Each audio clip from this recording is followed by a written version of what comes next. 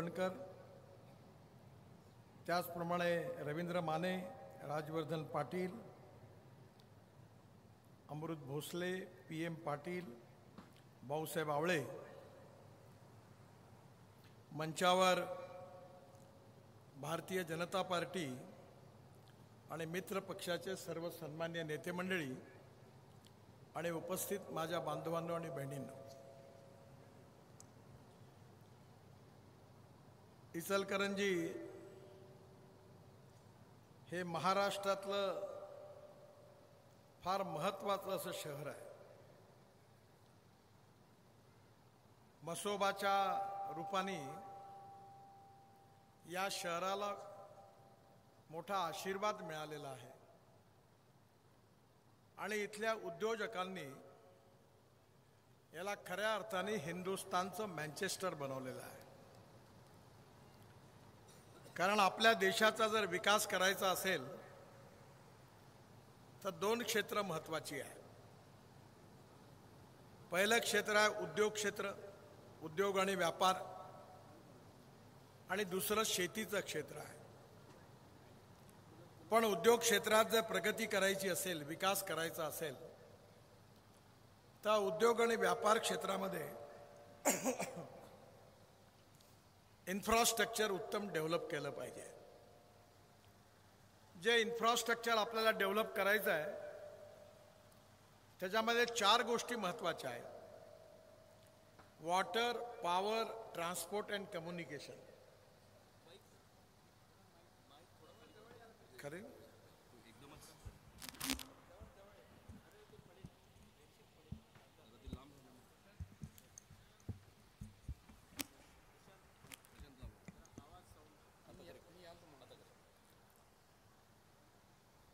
जर आपल्याला उद्योग आणि व्यापार क्षेत्रामध्ये प्रगती करायची असेल तर इन्फ्रास्ट्रक्चर डेव्हलप करणं अतिशय आवश्यक आहे. आणि इन्फ्रास्ट्रक्चर जर डेव्हलप करायचं असेल तर त्या इन्फ्रास्ट्रक्चरमध्ये 4 महत्त्वाच्या गोष्टी आहेत. एक आहे water, power, transport and communication. मला चांगला अनुभव मिळाला की मी शिपिंगचाही मंत्री होतो, वॉटर रिसोर्सेसचाही मंत्री होतो, MSMEचाही मंत्री होतो आणि रस्त्याचाही मंत्री आहे. त्यामुळे निश्चितपणे आपल्या देशामध्ये माझ्या हे लक्षात आलं की आपण जोपर्यंत चांगलं इन्फ्रास्ट्रक्चर डेव्हलप करत नाही तोपर्यंत आपल्या देशाची प्रगती आणि विकास काही होऊ शकत नाही. आपल्या सगळ्यांना माहिती आहे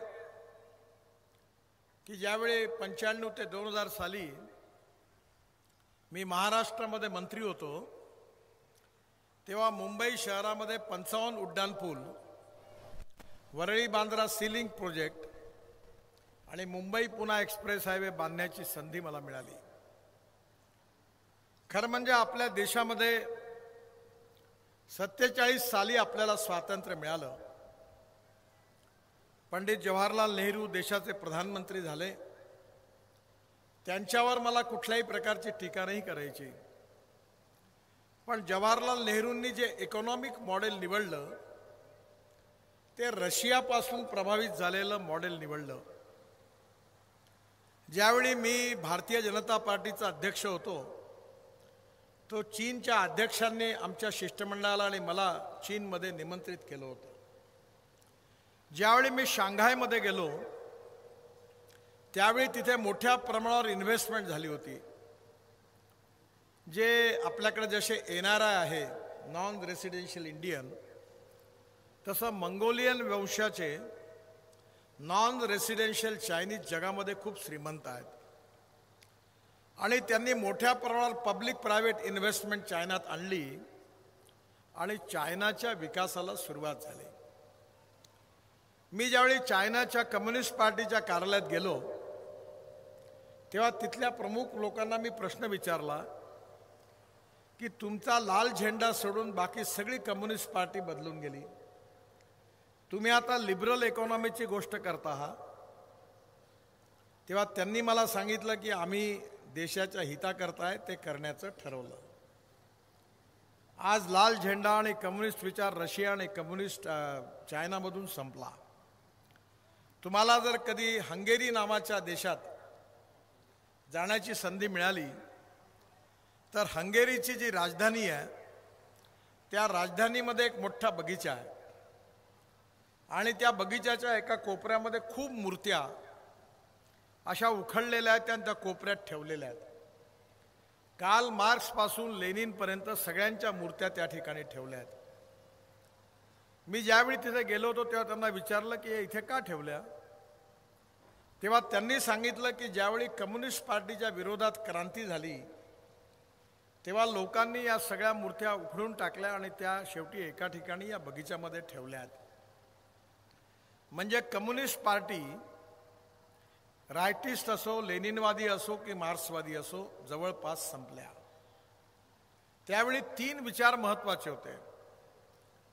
एक होता कम्युनिस्ट विचार, दुसरा होता समाजवादी विचार आणि तिसरा होता पुंजीवादी विचार.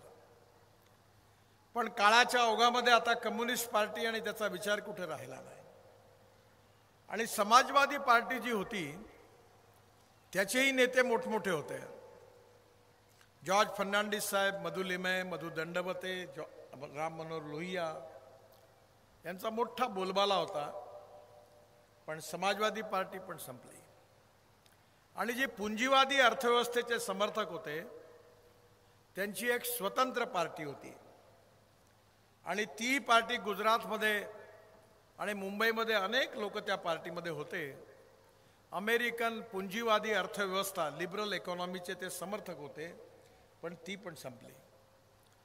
या तिन्ही विचाराच्या नंतर स्वाभाविकपणे जगामध्ये असा विचार सुरू झाला की जर आपल्याला प्रगती आणि विकास करायचा असेल तर कोणतं मॉडेल आपण निवडलं पाहिजे. आणि विशेष रूपाने आपल्या भारतामध्ये पंडित जवाहरलाल नेहरूंनी रशियाचं मॉडेल निवडलं होतं. स्टील फॅक्टरी सरकारने काढल्या, टेक्स्टाईल मिल सरकारने काढल्या, पॉवर प्रोजेक्ट सरकारने काढले, एअर इंडिया, इंडियन एअरलाइन्स सरकारने काढलं, कर्नाटकमध्ये सोन्याच्या खाणी सरकारने काढल्या. आणि दुर्दैवाने हे सत्य आहे की जिथे राजा व्यापारी बनतो तिथे जनता भिकारी बनते. ज्या देशाचा राजा व्यापारी त्या देशाची जनता भिकारी असं म्हटलं जातं. आणि मी हे याकरता म्हणू शकतो की माझ्या अध्यक्षतेखाली एक कमिटी आहे डिसइन्व्हेस्टमेंटची आणि दररोज अजेंडा येतो आणि प्रत्येकाच्यात घाटा. एअर इंडियामध्ये 70,000 कोटी रुपयाचा घाटा होता. खरं म्हणजे टाटाकडनं एअर इंडिया घेण्याची काही गरज नव्हती आणि त्यामुळे या सगळी मॉडेल फेल झाली. मग यातला मॉडेल कोणता आहे, तर यातला महत्त्वाचा मॉडेल कोणतं असेल तर ज्यावेळी महाराष्ट्रामध्ये मी मंत्री झालो त्यावेळी बजेटमध्ये पैसे नव्हते, कमी पैसे होते. आणि मी ठरवलं की पहिले महाराष्ट्राच्या ग्रामीण भागामध्ये प्रत्येक गावाला जोडणारे रस्ते झाले पाहिजे. आणि ज्यावेळी हा निर्णय घेतला त्यावेळी माझ्या लक्षात आलं की मुंबई शहरामध्ये जर उड्डाणपूल बांधायचे असतील, मुंबई पुणे एक्सप्रेस हायवे बांधायचा असेल आणि वरळी बांद्रा बांधायचा असेल तर 5 वर्षाचं बजेट यांनाच दिलं तर मग महाराष्ट्राच्या ग्रामीण भागाकरता काही उरणार नाही. आणि म्हणून the inspiration behind private public investment he giving more priority to rural, tribal, agriculture and rural India. आणि म्हणून त्यावेळी मी 16,000 गावांना रस्ते जोडण्याकरता बजेट दिलं आणि हे सगळं पब्लिक प्रायव्हेट इन्व्हेस्टमेंटमधून केलं. त्यावेळी महाराष्ट्राच्या विधानसभेमध्ये आर पाटील आता नाही आहेत, जयंत पाटील आहेत.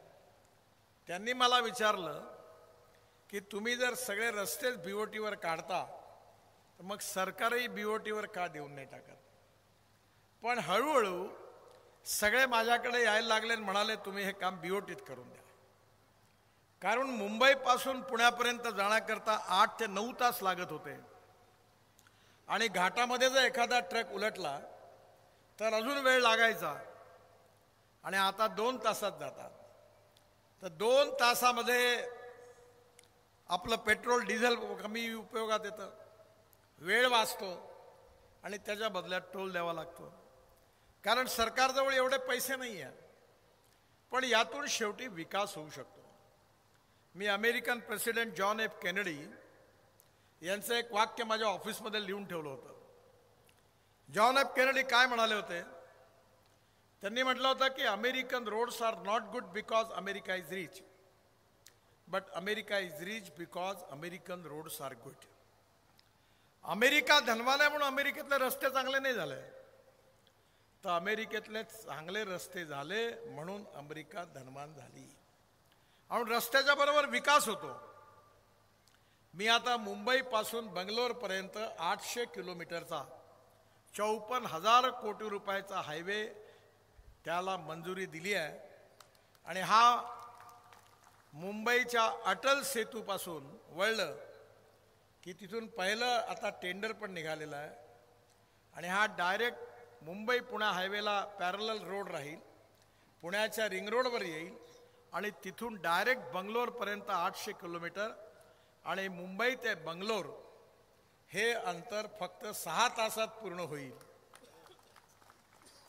आता आपल्या इथे काय झालं की हा जो कोल्हापूर पुणे रस्ता आहे, या रस्त्यावर मोठ्या प्रमाणावर कंजेशन आहे आणि त्यामुळे या रस्त्याचं पूर्ण कंजेशन दूर होऊन जाईल, म्हणजे कमी होईल. आणि हा जो मागासलेला भाग आहे सातारा सांगली जिल्ह्यातला, त्या भागात इंडस्ट्री आणि बाकी सगळं डेव्हलप होईल.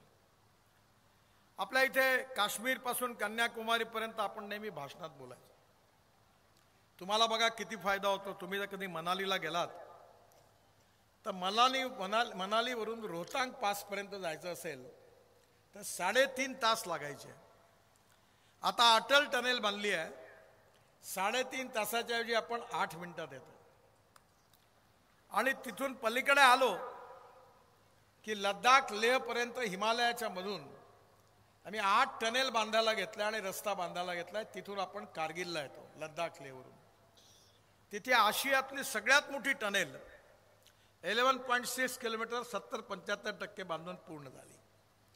आणि ती गेल्यावर झेडमोर टनेल आहे, जिथे आता जी आतंकवाद्यांनी घटना घडली ती झेडमोर टनेल पूर्ण झाली आहे. आणि तिथून आपण श्रीनगरला येतो आणि श्रीनगरवरून आपण जम्मूला येताना 18 टनेल बांधल्या. आणि कटराच्या आधी दिल्ली कटरा एक्सप्रेस हायवेने अमृतसरवरून दिल्लीला येतो आणि दिल्लीवरून दिल्ली मुंबई हायवे 1 लाख कोटीचा जवळपास बांधून पूर्ण झाला. आणि तिथून आपण सुरतला आलो की सुरतवरून आपण डायरेक्ट नाशिक, नाशिकहून अहमदनगर, अहमदनगरवरून सोलापूर, सोलापूरवरून कर्नूल, कर्नूलवरून कन्याकुमारी, चेन्नई, बेंगलोर, हैदराबाद, कोचीन, त्रिवेंद्रम. म्हणजे जेवढे दक्षिणेकडे जाणारे उत्तरेतले लोक आहेत ते आता कोल्हापूर आणि सोलापूरला येण्याची गरज नाही, ते सुरतवरूनच वळून जाणार आणि या ठिकाणचं ट्रॅफिक कंजेशन आणि प्रदूषण कमी होणार. येणाऱ्या काळामध्ये आपल्या देशामध्ये चांगलं इन्फ्रास्ट्रक्चर डेव्हलप झालं. या ठिकाणी आपल्या इथे अनेक नद्या आहेत. त्या काळामध्ये आमच्या सरकारमध्ये आम्ही 107 नद्यांना जलमार्गामध्ये कन्वर्ट केलं. आणि हे जलमार्गामध्ये कन्वर्ट केल्यानंतर 9 जलमार्गाचं काम पण झालं. पूर्ण ब्रह्मपुत्रामध्ये जलमार्ग केला. आणि त्यावेळच्या बांगलादेशच्या प्रधानमंत्री दिल्लीला आल्या होत्या आणि सुषमाजींनी मला सांगितलं की यांची इच्छा आहे की बांगलादेशमध्ये मुंगली पोर्ट आहे, तिथपर्यंत तुम्ही हे पोहोचवून द्या, हे ड्रेजिंग करून तिथे जलमार्ग बनवून दे, असं त्यांचं म्हणणं आहे. म्हटलं काय करायचं आहे? म्हणजे तुला करता आलं तर कर, बांगलादेशशी आपले खूप चांगले संबंध आहे. तर तुम्ही म्हणत असाल तर मी करून देतो. मी 290 किलोमीटर बांगलादेशात घुसूनही जलमार्ग बांधला आणि मुंगळी पोर्टापर्यंत पोहोचलो. आता बांगलादेशमध्ये मी तुमची बचत करून देणार आहे. तुम्ही सध्या जे कंटेनर पाठवता ते JNPTला पाठवता. JNPTचा कंटेनर जाता कोलंबोला, कारण तिथे ट्रॅफिक जाम आहे खूप, आणि कोलंबोवरून मग ते चितगावला जातं. मी आता नवीन सुरू केला मार्ग, आत्ताच एक 8 दिवसात ते सुरू झाला, की तुमचा कंटेनर डायरेक्ट रेल्वेतून जाईल हल्दियाला आणि हल्दियावरून डायरेक्ट जाईल बांगलादेशमध्ये. त्या नदीच्या द्वारे 5 पोर्ट आहे, रिव्हर पोर्ट, डायरेक्ट बांगलादेशमध्ये चितगावपर्यंत जाऊ शकेल. आणि तुमची लॉजिस्टिक कॉस्ट 2.5 लाखाची जी आहे ती 1.25 लाख, 1 लाख ते 1.25 लाखापर्यंत येईल. अर्धा पैसा वाचेल. आपल्या इथल्या सगळ्यात मोठी समस्या आहे की आपल्या देशामध्ये लॉजिस्टिक कॉस्ट 14 ते 16% आहे. चायनामध्ये 8 ते 10% आहे. अमेरिकेमध्ये आणि युरोपियन कंट्रीजमध्ये ती 12% आहे. आणि आपण 16% असल्यामुळे आपली लॉजिस्टिक कॉस्ट जास्त असल्यामुळे एक्सपोर्ट मार्केटमध्ये आपण कॉम्पिटिटिव्ह होत नाही. आणि मग येणाऱ्या काळामध्ये आपल्या इथल्या कापसाच्या, आमच्या विदर्भात कापूस होतो, त्याच्या जीन्समधून जे आम्ही बेल तयार करतो त्या मार्गाने डायरेक्ट बांगलादेश जाऊ, सूत जाऊ शकतं, कपडा जाऊ शकतो. आणि माझा अंदाज जर बरोबर असेल तर तुम्हाला सगळ्यात जास्त कपड्याचं मार्केट बांगलादेशमध्ये आहे, कारण तिथे रेडीमेड गारमेंटचा व्यवसाय जगात पहिल्या नंबरवर होता. त्यामुळे आज ही पण एक अपॉर्च्युनिटी आहे, ब्लेसिंग इन डिस्गाईज. आज बांगलादेशमधली परिस्थिती थोडी बिघडली असल्यामुळे इचलकरंजीमधून आपण आपलं एक्सपोर्ट लॉजिस्टिक कॉस्ट कमी करून जर पाठवलं तर आपल्याला जास्तीत जास्त एक्सपोर्ट करता येईल. आणि आपल्या देशाकरता एक्सपोर्ट वाढवणं आणि इम्पोर्ट कमी करणं ही सगळ्यात मोठी देशभक्ती आहे. आपली इकॉनॉमी जर आपल्याला ग्रोथ रेट वाढवायची असेल तर आपल्याला एक्सपोर्ट वाढवलं पाहिजे आणि इम्पोर्ट कमी केलं पाहिजे. आज आपल्या शेतकऱ्यांची अवस्था अशी आहे, कापूस स्वस्त आहे, कापड महाग आहे. गहू स्वस्त आहे, ब्रेड बिस्किट महाग आहे. टमाटर संत्रे स्वस्त आहे, ज्यूस महाग आहे. याचं कारण आपण ॲग्रो प्रोसेसिंग इंडस्ट्रीत जेवढ्या करायला पाहिजे तेवढ्या नाही उघडू शकलो. Cold storage, pre cooling plant नाही उघडू शकलो. ब्राझीलमध्ये विशेषतः साखरेचा भाव ब्राझील ठरवतं, मक्याचा भाव अमेरिका ठरवतं, सोयाबीनचा भाव अर्जेंटिना ठरवतं, कारण आपण ग्लोबल इकॉनॉमीमध्ये आहोत. पण आता आम्ही जसं मागच्या वेळी इथेनॉल सुरू केलं तर आज मागच्या वर्षी मक्याचा भाव 1200 रुपये क्विंटल होता. यावर्षी इथेनॉल सुरू झाल्यामुळे मक्याचा भाव 2400 रुपये क्विंटल झाला. जर शेतकऱ्यांना भाव मिळवून द्यायचा असेल तर आज साखरेमध्ये, मी आता येत असताना मंगळवेढ्याला एक साखर कारखानदार मला भेटले. ते म्हणाले तुम्ही इथेनॉल जर नसतं सुरू केलं तर आमच्या साखर कारखान्याचे आमचे बँड बाजा वाजला असता, तुम्ही वाचवलं. कारण आज साखर कारखाने इथेनॉलमुळे टिकले. Sugar cane juice to ethanol, molasses to ethanol, B heavy molasses to ethanol, कॉर्नपासून इथेनॉल, तांदूळापासून इथेनॉल, ज्वारीपासून इथेनॉल, बायोमासपासून इथेनॉल. आसाममध्ये नुमालीगडला आपण आता बांबूपासून इथेनॉल तयार केला आहे. आणि आता इथेनॉल हे अल्टरनेटिव्ह फ्युएल आहे. आमच्या सरकारची सगळ्यात मोठी उपलब्धी कोणती असेल तर आपल्या देशामध्ये 22 लाख कोटी रुपयाचं फॉसिल फ्युएल इम्पोर्ट होतं. 22 लाख कोटी. आणि हे सगळं पेट्रोल, डिझेल, गॅस आपण इम्पोर्ट करतो. मी ट्रान्सपोर्ट मंत्री असल्यामुळे मी आग्रह धरला की हे इम्पोर्ट आपल्याला समाप्त करायचं आहे. Electric bus, electric car, electric auto rickshaw, e rickshaw, mechanised e rickshaw सगळं आपण देशात आणलं. आणि आता आपण इथेनॉलवर चालणाऱ्या फ्लेक्स इंजिनच्या गाड्याही पण आणल्या. ज्याचा मी उल्लेख केला, ती टोयॅटोची इनोवा गाडी माझ्याकडे आहे. ती 100% इथेनॉलवर चालते. आणि त्याचा ॲव्हरेज पेट्रोलशी तुलना केली ती 60% वीज तयार करते. तर 25 रुपये लिटर पेट्रोलचा भाव होतो. 25 रुपये लिटर. आता Tata, Mahindra, Toyota, Hyundai, Suzuki सगळ्यांच्या गाड्या 4 महिन्यात बाजारात येणार आहे. आणि Indian Oil 400 pump Maharashtra, Karnataka आणि तामिळनाडू आणि उत्तर प्रदेशात सुरू करणार आहे. म्हणजे या राज्यातून आपण पेट्रोलला रिप्लेस करायचं आहे. आणि हे जर केलं आणि आपण ही 10 लाख कोटीची इकॉनॉमी झाली तर याचा सगळ्यात जास्त फायदा कोणाला होणार असेल तर तो ऊस उत्पादक शेतकऱ्यांना, इथेनॉल ज्यापासून तयार होतं त्या शेतकऱ्यांना होणार आहे. आणि म्हणून ज्या नीती ज्या आहेत त्या महत्त्वाच्या आहेत. पंडित नेहरूंच्या काळामध्ये त्यांनी सिंचनाकरता प्राधान्य नाही दिलं, गावं जोडण्याकरता प्राधान्य नाही दिलं. मी जेव्हा महाराष्ट्रात मंत्री होतो, अटल बिहारी वाजपेयी प्रधानमंत्री झाले आणि त्यांनी मला बोलावलं. आणि मला सांगितलं की प्रत्येक गावाला जोडणारी एक योजना तयार करा. त्यावेळी नाबार्डचे चेअरमन माझ्याबरोबर होते, रिझर्व्ह बँकेचे डेप्युटी गव्हर्नर होते. आणि त्यांनी अभ्यास केल्यानंतर रिपोर्टमध्ये लिहिलं होतं की जर आपण प्रत्येक गावात उत्तम मजबूत रस्ता बनवला तर आपल्या देशाचा GDP 1,15,000 कोटी रुपये वाढेल. कारण गावाची स्थिती कशी होती, गावामध्ये शाळेची बिल्डिंग असेल तर शिक्षक नाही, शिक्षक असेल तर बिल्डिंग नाही, दोन्ही असेल तर विद्यार्थी नाही, तिन्ही असेल तर शिक्षण नाही. दवाखान्याची हालत अशी होती की डॉक्टर असेल तर नर्स नाही, नर्स असेल तर डॉक्टर नाही, दोन्ही असेल तर दवाई नाही, तिन्ही असेल तर कोण मरायला देईल असे दवाखाने होते. मी काँग्रेसच्या राज्यामध्ये विद्यार्थी होतो, शेती थोडी बघायचो आणि मी एक डेअरी टाकली होती. बँक ऑफ महाराष्ट्रामधून कर्ज घेतलं, 6 गाई घेतल्या, 2 म्हशी घेतल्या. आणि ज्यावेळी पहिलं वेध तर झालं, बरोबर दूध मिळालं आणि मग गाय खाली झाली, म्हशी खाली झाल्या, तर गावातला डॉक्टरच राहत नव्हता गावात. गाय गरम झाली, माणूस गेला डॉक्टर, डॉक्टर नाही नागपुरात. ना हेल्या कामात आला ना डॉक्टर कामात आला. आणि शेवटी सगळ्या गाई म्हशी मी विकून टाकल्या आणि अक्कल खात्यात जमा केल्या. कारण खेड्यांना निग्लेक्ट केलं. गांधीजी म्हणायचे की आपली 90% लोकसंख्या गावात राहते आणि आज या 75 वर्षात 30 ते 35% लोकसंख्या ग्रामीण भागातली कमी झाली. याचं कारण सातत्याने 75 वर्ष जे स्वातंत्र्य मिळालं त्यातली 60 वर्ष काँग्रेस पक्षाला मिळाली. ग्रामपंचायत काँग्रेसची, पंचायत समिती काँग्रेसची, जिल्हा परिषद काँग्रेसची, महानगरपालिका नगरपालिका काँग्रेसच्या, दिल्लीत मुंबईत राज्य काँग्रेसचं. पण धोरणं चुकीची स्वीकारल्यामुळे आज मोठ्या प्रमाणावर लोक मुंबई, पुणे, दिल्ली, बेंगलोर, कलकत्ता गावं सोडून सगळे रोजगाराकरता तिकडे गेले.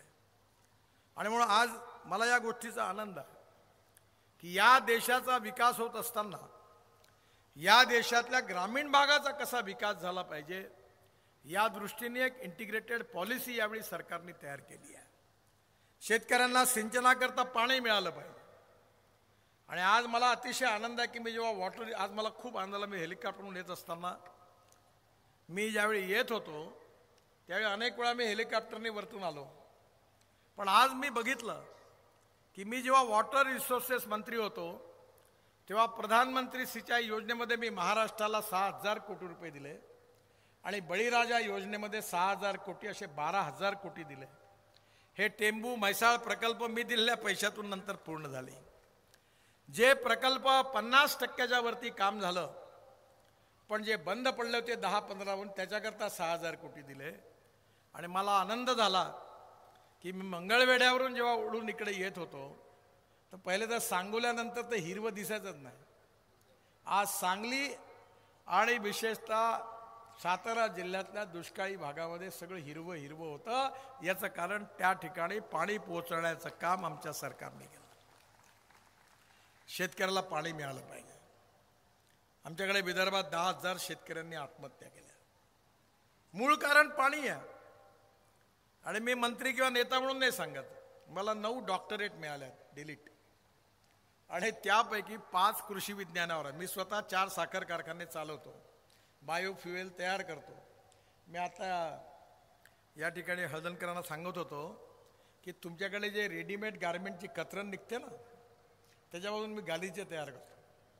1500 महिलांना काम मिळालेलं आहे आणि एवढा सुंदर गालिचा आहे की मी जेव्हा लोकांना प्रेझेंट देतो तेव्हा केवढाच आहे तर 10,000चा, 15,000चा. एक TVSचे मालक होते म्हणे 40,000चा. मी म्हटलं या 400 रुपये में बनता है और 500 रुपये में बेचते हैं. 1500 महिलांना काम मिळालं. Waste to wealth, knowledge to wealth and waste to wealth. त्यामुळे येणाऱ्या काळामध्ये उद्यमशीलता, स्किल डेव्हलपमेंट, एज्युकेशन याला प्राधान्य मिळालं. कारण आपण हे समजून घेतलं पाहिजे की आज आपल्याकडे स्टार्टअप, IT इंजिनियर केवढं चांगलं काम करत आहे. मी आता बऱ्याच वेळा पॉलिटिकल सभेत तर नाही बोलत पण बाकीच्या कार्यक्रमात माझं भाषण होतं. सध्या जगात मला पुष्कळ व्ह्यूवर्स मिळतात, 25 कोटी आहेत. आणि यूट्यूबने परवा मला सोन्याची डिश दिली, 25 कोटी माझं भाषण ऐकतात. तर त्याच्यामुळे मी ते सगळे गरिबाच्या कल्याणाकरता देऊन टाकतो पैसे. पण मी पाहिलं की सगळ्या देशामध्ये जगामध्ये तरुण माणसाच्या मनात नवीन टेक्नॉलॉजी इनोव्हेशन याचं आकर्षण आहे की आपल्या इथे नॉलेज ही पॉवर आहे. Innovation, entrepreneurship, science, technology, research, skilled and successful practices, we name it as knowledge, and conversion of knowledge into wealth is the future. Babasaheb आंबेडकरांनी सांगितलं होतं की शिक्षण आणि ज्ञान हे वाघिणीचं दूध आहे आणि या शिक्षणाचा आणि ज्ञानाचा जर तुम्ही नीट उपयोग केला तर तुमचं जीवन बदलल्याशिवाय राहणार नाही. मला आनंद आहे की अमेरिकेमध्ये पहिल्या 10 उत्तम डॉक्टरपैकी 6 डॉक्टर भारतीय आहेत. मी जपानमध्ये गेलो होतो. जपानच्या प्रधानमंत्र्यांना भेटलो. त्यांनी मला एक प्रश्न विचारला. त्यांनी मला विचारलं की तुमच्या देशातले जे सॉफ्टवेअर इंजिनियर्स आहेत त्यांच्या डोक्यामध्ये काही मॅथमॅटिक्सचे काही जर्म्स आहेत का, स्पेशल किडे आहेत का, की ते एवढे हुशार कसे? तर आज जगामध्ये सगळीकडे IT मध्ये आपले भारतीय इंजिनियर उत्तम काम करत आहे आणि आपल्या भारतामध्ये दर महिन्याला करोडो रुपये डॉलरमध्ये कमवून आपल्या आईवडिलांकडे पाठवतात. येणाऱ्या काळामध्ये नॉलेज, टेक्नॉलॉजी, इनोव्हेशन या सगळ्या बाबतीत आपला देश पुढे चालला आहे. आपण 900 मेडिकल कॉलेजेस उघडतोय, IIT, IIM उघडतोय, अनेक उघडले. आणि एवढंच नाही तर स्किल डेव्हलपमेंटमधून आपण ग्रामीण भागातल्या तरुण माणसाला ट्रेनिंग देऊन त्याला आपण उत्तम तयार करून रोजगार मिळवून देण्याचा प्रयत्न करतोय. हा देश बदलला पाहिजे. हा देश सुखी, समृद्ध, संपन्न झाला पाहिजे. आपला देश हा जगातली आर्थिक महाशक्ती झाला पाहिजे. हा देश जगातली 3ऱ्या नंबरची अर्थव्यवस्था झाली पाहिजे. हा देश $5 ट्रिलियन इकॉनॉमी झाली पाहिजे आणि आत्मनिर्भर भारत झाला पाहिजे. हे स्वप्न आपण उराशी बाळगलं. राजकारणामध्ये केवळ आमदार आणि मंत्री बनण्याकरता आपण आलो नाही. राज नाही, समाज बदलना है. And politics is the instrument of socio economic reform. हे समजून काम केलं पाहिजे. राष्ट्रवाद, नॅशनलिझम, राष्ट्राची सर्वांगीण प्रगती आणि विकास हा आमच्या विचाराचा आत्मा आहे. आणि राष्ट्र जर समृद्ध आणि संपन्न करायचं असेल तर गुड गव्हर्नन्स अँड डेव्हलपमेंट, सुशासन आणि विकास याशिवाय राष्ट्राची प्रगती होऊ शकत नाही. आणि उद्दिष्ट काय आहे? उद्दिष्ट शेवटच्या पायद्यांवर उभा असणारा शोषित पीडित माणूस हे उद्दिष्ट आहे. जो सामाजिक, आर्थिक, शैक्षणिकदृष्ट्या मागासलेला आहे, ज्याला राहायला घर नाही आहे, ज्याच्या अंगावर कपडा नाही आहे, खायला अन्न नाही आहे, त्या दरिद्र नारायणाला आम्ही परमेश्वर मानू आणि त्याची निरंतर सेवा करत राहू. आणि ज्या दिवशी त्याला रोटी, कपडा आणि मकान मिळेल त्या दिवशी आपलं काम पूर्ण झालं असं मी समजू. हे अंत्योदयाचं सामाजिक आर्थिक चिंतन पंडित दीनदयाल उपाध्यायांनी दिलेलं आमचं उद्दिष्ट आहे. मी आता काही दिवसापूर्वी BBCच्या कार्यालयात गेलो. काही फॉरेनचे पत्रकार होते, काही भारतातले पण होते. त्यांनी मला विचारलं की तुमच्या आयुष्यात कोणतं मोठं काम झालं आहे? तुम्ही खूप टनेल्स बांधले, रोड बांधले, लाखो करोडचे, सगळ्यात चांगलं काम कोणतं झालं? तर मी त्यांना सांगितलं मी 2014ला मंत्री झालो. माझ्या लहानपणी मी माझ्या शहरात माझ्या आईबरोबर, बहिणीबरोबर एका सायकल रिक्षात बसायचो आणि त्या सायकल रिक्षात बसलेला माणूस आम्हाला खिचत वरती न्यायचा चढावावरून. तेव्हा त्याच्या अंगातून घाम गळायचा ते मी लहानपणी बघितलं. ते बघितल्यावर मला खूप वाईट वाटायचं. नंतर मला कळलं की डॉक्टर राम मनोहर लोहिया असं म्हणाले. हे मुलायम सिंग यादवनी पार्लमेंटमध्ये मी जेव्हा बिल आणलं होतं तेव्हा ते बोलले होते की राम मनोहर लोहिया असं म्हणाले की मी आयुष्यात या रिक्षात बसणार नाही, कारण गरीब माणसाचं शोषण करणारी ही प्रथा आहे. दीनदयाल उपाध्याय असं म्हणाला की ज्या दिवशी ही प्रथा बंद होईल तो या देशातला सुनहरा दिवस होईल. मी सगळ्या IITच्या लोकांना बोलवलं, टेक्नॉलॉजी एक्सपर्ट लोकांना बोलवलं आणि मी सांगितलं मला मेकॅनिक्स ड्रिव्हन रिक्षा आणि कार्ड तयार करून पाहिजे. मी पार्लमेंटपर्यंत लढलो आणि मेकॅनिक्स ड्रिव्हन रिक्षा देशात आणला. आणि मला आज आनंद आहे की जे 1.5 कोटी लोक, ज्यातले 70% शेड्यूल कास्ट आणि मुस्लिम समाजातले लोक धंदा करत होते, ते 1.5 कोटी लोक आता मेकॅनिक्स ड्रिव्हन रिक्षा चालवतात. आणि आता 1 क्विंटलचं पोतं कोणी पाठीवर ठेवत नाही तर ते कार्टमध्ये देऊन घेऊन जातात. हे क्रांतिकारी परिवर्तन झालं. या समाजामधली विषमता संपली पाहिजे. समाजामधली जातीवाद, छुवाछूत, अस्पृश्यता समूळ नष्ट झाली पाहिजे. माणूस हा जातीने मोठा नाही आहे, गुणांनी मोठा आहे. आपण बाबासाहेब आंबेडकरांची जात नाही विचारत, छत्रपती शिवाजी महाराजांची जात नाही विचारत, राजर्षी शाहू महाराजांची जात नाही विचारत, आपण महात्मा ज्योतिबा फुलेंची जात नाही विचारत, आपण ज्ञानेश्वर महाराजांची, तुकाराम महाराजांची, गाडगे महाराजांची, तुकडोजी महाराजांची आपण जात नाही विचारत. माणूस हा जातीने नाही, माणूस हा गुणांनी मोठा आहे. मी पण खासदार झालो तिसऱ्यांदा. मी नाही करत जातीवाद. मी सांगितलं लोकांना की तुम्हाला पटलं तर मला मत द्या, नाही तर नका देऊ, पण मी नाही करणार आहे. मी नेहमी लोकांना एक प्रश्न विचारतो की तुम्हाला जेव्हा हार्टचं ऑपरेशन करायचं असेल तेव्हा तुम्ही असा नाही विचार करत का माझा जातवाला याच्याकडे करून घ्या. तेव्हा तुम्हाला चांगला डॉक्टर पाहिजे. तुम्हाला हॉटेलमध्ये जायचं असेल तर जिथले चांगले पदार्थ आहे, जिभेला आनंद मिळतो, तिथे तुम्ही जाता. तेव्हा नाही विचार करत आपला जातवाला याच्याकडे खाऊन घ्या. कपडा घ्यायचा असेल तर जिथे स्वस्त आणि चांगला मिळेल त्याच्याकडनं घेतो. मग मतदान द्यायच्या वेळी हा का विचार करता? जर या देशाचं भविष्य बदलवायचं असेल तर तुम्ही जर चांगले नेते आणि चांगल्या पार्टीच्या मागे उभे नाही राहणार तर कसा देश बदलणार आहे? आणि म्हणून लोकांनी जेव्हा लोकांमध्ये प्रगल्भता येईल आणि विचार करून जेव्हा लोक मत देतील तेव्हा आपोआप राजकारण बदलेल.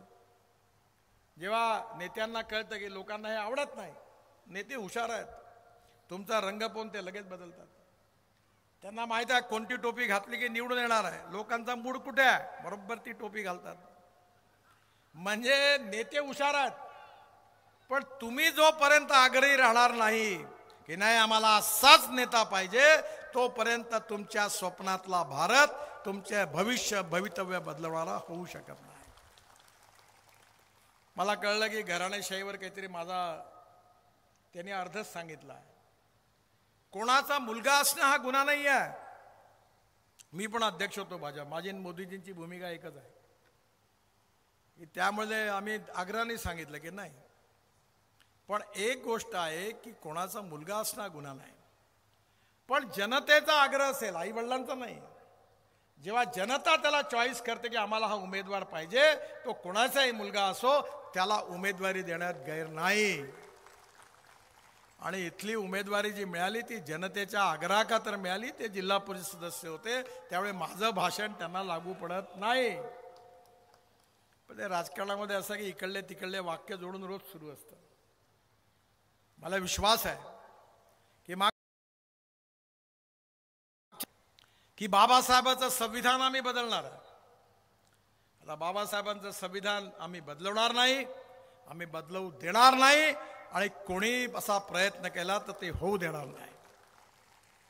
मी लॉ ग्रॅज्युएट आहे, वकिली नाही गेली, पण तिसऱ्या वर्षाला आम्हाला संविधानाचा पेपर होता, इंडियन कॉन्स्टिट्यूशन. 4 पार्टमध्ये आपलं संविधान आहे आणि पहिल्या पार्टमध्ये संविधानाची मूलतत्व आहेत. ज्यावेळी सुप्रीम कोर्टामध्ये एक मोठी केस झाली होती, सगळ्या वकिलांना माहिती आहे, केशवानंद भारती केस. त्यामध्ये सुप्रीम कोर्टाचे चीफ जस्टिस आणि 10 सुप्रीम कोर्टाचे जज असा खंडपीठ होता.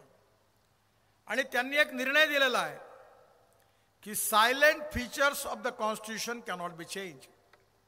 घटनेचे मूलभूत तत्व बदलू शकत नाही. मग हे मूलभूत तत्व कोणती होती? लोकतंत्र, समाजवाद, धर्मनिरपेक्षता, fundamental right, freedom of speech. आणि हे सुप्रीम कोर्टाच्या खंडपीठाने निर्णय दिलाय की हे बदलू शकत नाही. मग घटनेला तोडण्यान मरोडण्याचं काम आणि घटनेच्या धज्जिया उडवण्याचं काम कोणी केलं? 1975 साली इमर्जन्सी लागली. त्याच्या आधी अलाहाबाद हायकोर्टाचा निर्णय झाला. रायबरेली लोकसभा मतदारसंघातून इंदिरा गांधींची निवडणूक अवैध घोषित झाली.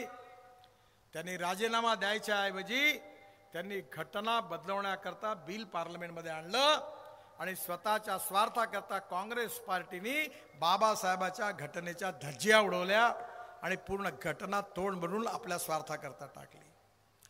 77 साली जनता पार्टी आली आणि जनता पार्टीने आल्यानंतर पुन्हा त्या सगळ्या दुरुस्त्या करून घटना पूर्ववत केली.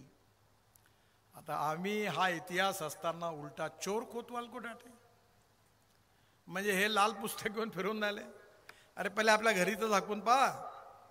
उलटा चोर कोतवाल को डाटे, म्हणजे या घटनेला खऱ्या अर्थाने तोडण्याचं पाप इमर्जन्सीच्या काळात झालं आणि आता आमच्या नावाने ओरडतात. मुसलमानांना सांगतात देखो ये बीजेपी वाले खतरनाक है, ये चुनकर आएंगे तो आपको कटवा देंगे, पाकिस्तान भिजवा देंगे, सुरक्षित रहना है तो पंजे पर मोहर लगाओ. मी तुम्हाला विचारू इच्छितो, भारत सरकारच्या 67 योजना आहे. उज्ज्वला योजनामध्ये 9.5 कोटी लोकांना गॅस सिलेंडर आणि शेगड्या मिळाल्या. आयुष्य योजनेमध्ये 5 लाखापर्यंत अनेक लोकांना मदत मिळाली, हार्टचे ऑपरेशन झाले. आणि आता लाडक्या बहीण योजनेमध्ये अनेक आमच्या भगिनींना महिन्याला पैसे मिळाले. कुठे खाली लिहिलं होतं का की दलित मुसलमानांनी अर्ज करता कामा नये, असं कुठे लिहिलं होतं? नव्हतं लिहिलं. सबका साथ, सबका विश्वास, सबका प्रयास और सबका विकास या आधारावरच आम्ही काम केलं. परंतु जेव्हा कन्व्हिन्स करता येत नाही तेव्हा कन्फ्यूज करण्याची कोशिश होते. आणि म्हणून या निवडणुकीमध्ये, लोकसभेच्या निवडणुकीमध्ये हा प्रयत्न झाला. त्यामुळे कुठल्याही अपप्रचाराला बळी न पडता आपल्याला महाराष्ट्राचं भविष्य बदलवायचं आहे. मला आपण सांगा, मी 10 वर्षापासून मंत्री आहे. याच्या आधी काही मंत्री झाले नाही का केंद्रात? मला एक सांगा, का बरं एक फूट तरी सिमेंट रोड होता का कुठं? मी सांगली जिल्ह्यामध्ये 10,000 कोटीचे, कोल्हापूर जिल्ह्यामध्ये 12,000 कोटीचे, सातारा जिल्ह्यामध्ये 9,000 कोटी रुपयाचे, सोलापूर जिल्ह्यात 16,000 कोटी रुपयाचे, 16,000 कोटी रुपयाचे कामं केली. मग आधी का नाही झालं? याचं श्रेय मला आहे का? नाही. याचं श्रेय कोणाला असेल तर माझ्या समोर बसलेल्या जनतेला आहे. कारण तुम्ही आम्हाला निवडून दिलं नसतं, आमचं सरकारच बनलं नसतं तर आम्ही मंत्री झालो नसतो, आणि मंत्री झालो नसतो तर काम करू शकलो नसतो. का टेंभू करता आणि म्हैसाळ करता किती चर्चा आणि किती वाद झाले मला माहिती आहे. मी रस्ते विकास मंडळाचा अध्यक्ष होतो. त्यावेळी मला मनोहर जोशी म्हणे, नितीन तू हे याची योजना, मी हे पश्चिम महाराष्ट्र सिंचन कॉर्पोरेशनची घटना मी लिहिली आहे, पण मला खूप पैसे मिळाले. आता माझ्याजवळ एवढे पैसे आहे की मी कॅपिटल मार्केटला गेलो आणि माझं नाव लागलं का पैशाचा पाऊसच पडतो. आम्ही आता इन्व्हिट मॉडेलमध्ये गेलो, 7 दिवस आमचा बॉन्ड इश्यू सबस्क्राईब झाला. मी पहिल्यांदा आमच्या मुलाबाळांबरोबर गोव्याला गेलो. पहिल्या दिवशी 7 तासात ओव्हर सबस्क्राईब झाला. एवढे पैसे यायला लागले, दनादन येत होते. तो घाबरला, मेंबर फायनान्स, तो रिजर्व बँकेचा डेप्युटी होते. मला सर जल्दी आओ. मतलब क्यों? बोले इतना पैसा वापस कैसे करूंगा, ये 7 घंटे में ओव्हर सबस्क्राईब हो गया. मी गोवा सोडून सकाळच्या विमानाने मुंबईत आलो, स्टॉक एक्सचेंजमध्ये गेलो, घंटा वाजवली आणि बॉन्ड इश्यू खतम केला. मला 7 टाइम्स ओव्हर सबस्क्राईब झाला. इस देश में पैसे की कमी नहीं है, ईमानदारी से काम करने वाले लोगों की कमी है. माझ्याकडे नाही आला कुठला ठेकेदार. मी बोलू शकतो तुमच्या समोर, मी 50 लाख कोटी रुपयाची कामं केली आहे, पण एकही ठेकेदार कधी कामा करता माझ्याकडे त्याला यावं लागलं नाही. आणि म्हणून मी ठेकेदारांना सांगतो, काम खराब केलं साले रगड़ दूंगा तुमको, याद रखना. माल नहीं खाया ठोकूंगा तुमको. अनेक ब्लॅकलिस्टेड केले, मोठ्या मोठ्या कंपन्यांना करून टाकलं. याचं कारण ही संपत्ती भारतीय जनतेची आहे. हे रोड कोणाची व्यक्तिगत प्रॉपर्टी नाही आहे. हे रोड खऱ्या अर्थाने मालक तुम्ही आहात. जनतेच्या बद्दल सामाजिक दायित्वाची भावना ठेवून इमानदारीने काम करणारी पार्टी, सरकार आणि नेता असेल तर महाराष्ट्राचं आणि देशाचं भविष्य बदलल्याशिवाय राहणार नाही. आणि म्हणून या निवडणुकीमध्ये राहुलचं भविष्य पणावर नाही लागलं, तुमचं भविष्य पणावर लागलं. जेवढे मुद्दे प्रकाश भाऊंनी सांगितले यातले अनेक मुद्दे सुटण्यासारखे आहे, पण माझी सवय वाईट आहे. मला एकदम मी काय आश्वासन देऊ शकत नाही, मी खोटं बोलत नाही. आजपर्यंत हे कोणी पत्रकार मला प्रश्न नाही विचारू शकत. मी जे बोलतो ते करतो. तर तुम्ही मला आधी 2 दिवस आधी पाठवलं असतं तर मी तयारी करून आलो असतो. पण तुम्ही काळजी करू नका, तुम्ही जे ट्रॅफिक जामचं वगैरे सांगितलं तो नॅशनल हायवे नाही आहे, पण दिल्लीला या. हा खासदार साहेबांना घेऊन येतात नाही. मी ते ड्रायपोर्ट मंजूर केलेला आहे की इथून डायरेक्ट तुमचा कंटेनर जगात कुठेही एक्सपोर्ट इम्पोर्ट होईल. फक्त जागा पाहिजे. ती जागा दिली की रेल्वेच्या बाजूला आणि ही जागा असेल तर दोन्ही बाजूनी हा ड्रायपोर्ट आणि मग बांगलादेशचा नवीन रस्ता मी करून दिला तुम्हाला. त्यामुळे तुमची लॉजिस्टिक कॉस्ट कमी होईल, तुम्ही जास्त कॉम्पिटेटिव्ह व्हाल. त्यामुळे मी जेवढे काही प्रश्न तुम्ही सांगितले ते नक्की सोडण्याचा प्रयत्न करील. राहुल आवाडे उच्च शिक्षित आहेत, कर्तबगार आहेत आणि आपले प्रश्न, आपला प्रश्नाबद्दलची सगळी जी महत्त्वाची प्रश्न आहेत ती विधानमंडळात आवाज उचलण्याची ताकद त्यांच्यामध्ये आहे. आणि या महाराष्ट्रामध्ये निश्चितपणे भारतीय जनता पार्टी, शिवसेना आणि राष्ट्रवादी काँग्रेस हे महायुतीचं सरकार आल्याशिवाय राहणार. तुम्ही राहुलला प्रचंड बहुमताने विजयी करा आणि सेवेची संधी द्या, ही विनंती करण्याकरता मी आपल्याकडे आलो आहे. मी कोल्हापूरला देवीचं दर्शन घेऊन लगेच विमानाने नागपूरला मला जायचं आहे. त्यामुळे वेळ कमी आहे, तरी मी जास्तीत जास्त वेळ देण्याचा प्रयत्न केला. आपल्या सगळ्यांना माझ्या खूप खूप शुभेच्छा, धन्यवाद, नमस्कार. आणि माझ्याबरोबर जोरात म्हणा, भारत माता की, भारत माता की, भारत माता की. नमस्कार. यानंतर आभार प्रदर्शन पिंटू आवळे उर्फ भाऊसू आवळे यांनी करायचं.